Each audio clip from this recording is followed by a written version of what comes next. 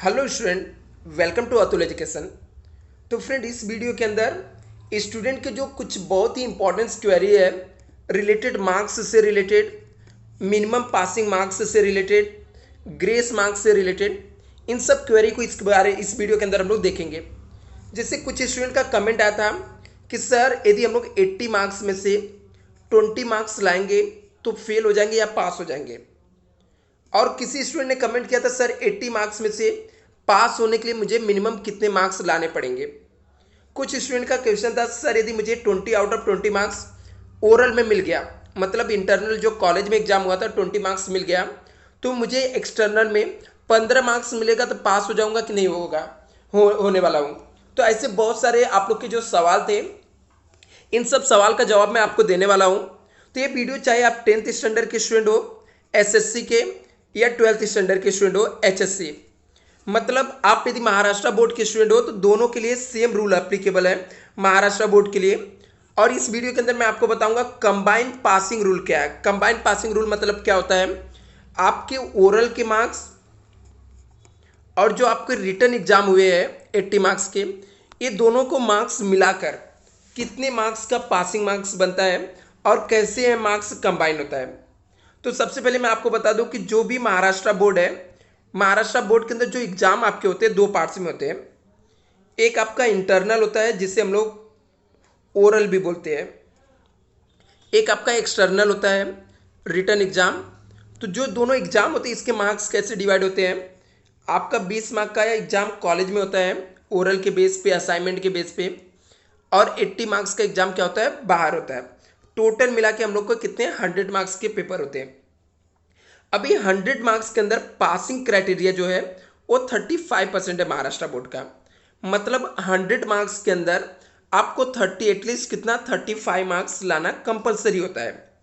अब ये 35 मार्क्स में क्या होता है, 35% कैसे बनता है। सबसे पहले हम लोग बात करते हैं कि इंटरनल एग्जाम में क्या होता है।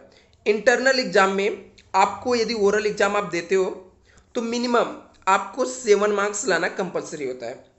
यदि आपको 20 में से 7 मार्क्स मिला तो आप यहाँ पर पास हो गए।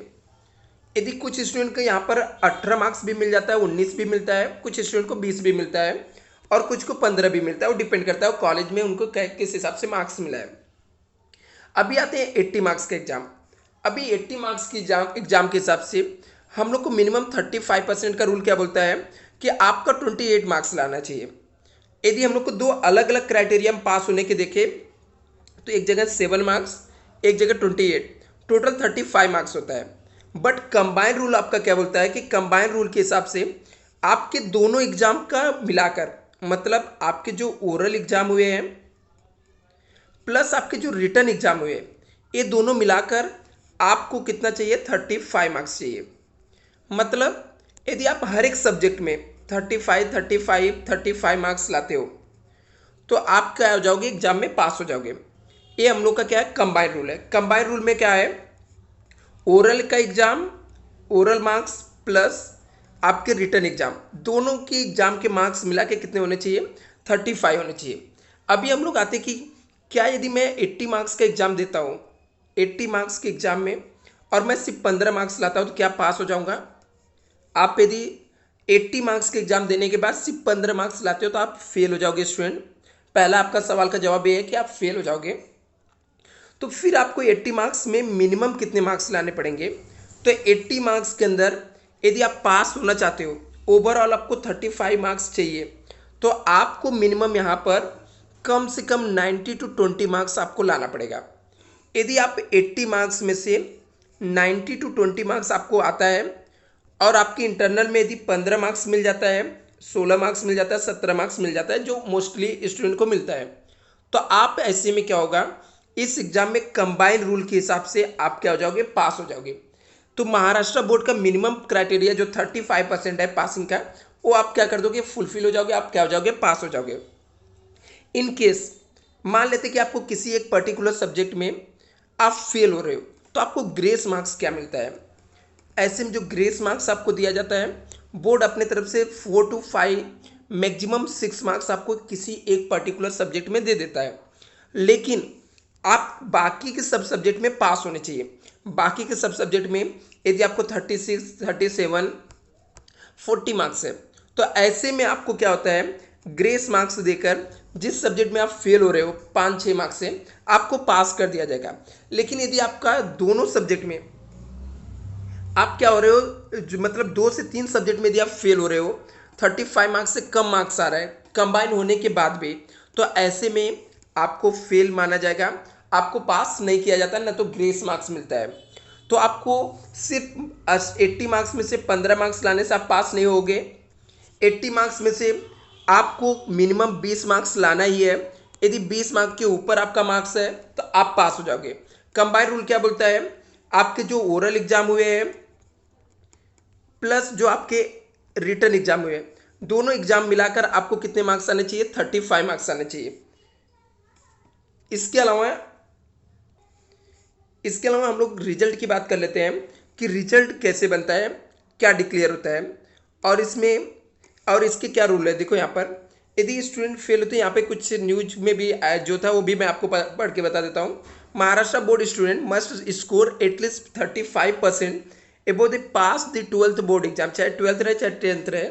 अभी यहाँ पे देखो क्या लिखा है, क्लियरली यहाँ पे लिखा हुआ है the 35% including marks score in the both practical and theory exam. In case the student failed to score 35%, he had to appear for the Maharashtra HSC supplementary exam.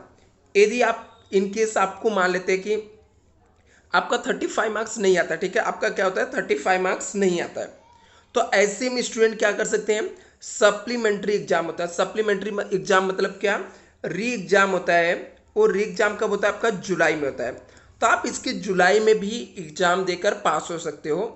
In case आप 1 और 2 subject में fail हुए तो Maharashtra board का rule क्या है, total 6 subject है, इसमें से आप 4 सब्जेक्ट में पास हो गए, 2 सब्जेक्ट में आपका 35 मार्क्स से कम आया, तो ऐसे में जब आपका जुलाई में आपका जब सप्लीमेंट्री एग्जाम होगा, मतलब री एग्जाम होगा, तो आप री एग्जाम देकर यहाँ पर क्या कर सकते हो, पास हो जाओगे।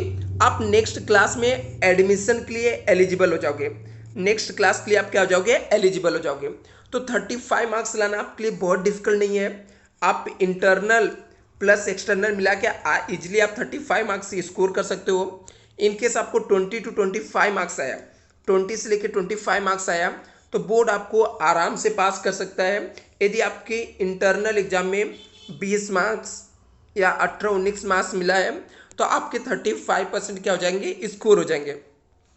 मुझे लगता है कि जो भी आपके डाउट थे एग्जाम से रिलेटेड एक क्लियर हो गए रहेंगे। जो सवाल था कि मिनिमम क्वालिफाइड मार्क्स क्या है, तो मिनिमम क्वालिफाइड मार्क्स आपका 35 मार्क्स है, मतलब 100 में से आपको 35% लाना पड़ता है। इनकेस आपको कुछ और भी डाउट रहेगा तो आप लोग कमेंट करना। Thank you so much.